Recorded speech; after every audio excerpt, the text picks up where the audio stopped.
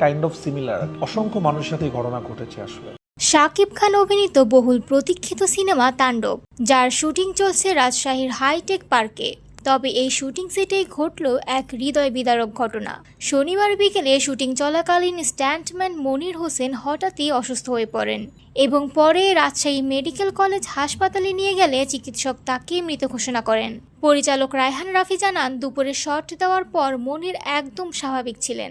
সহশিল্পীদের সঙ্গে গল্পেও মেতেছিলেন তিনি, কিন্তু কিছু সময় পরই আচমকা তার শরীর খারাপ করে। দ্রুত হাসপাতালে নেওয়া হলেও তাকে আর বাঁচানো যায়নি। কলাকুশলীরা জানিয়েছেন, সকাল থেকেই মনির একটু অসুস্থতা অনুভব করছিলেন, কিন্তু কাউকে কিছুই জানাননি।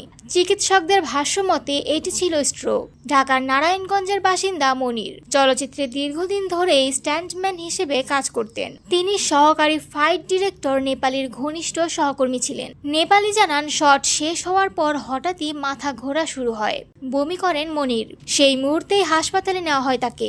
মনিরের অকাল প্রয়াণে তাণ্ডব সিনেমার পুরো ইউনিটে নেমে এসেছে শোকের ছায়া।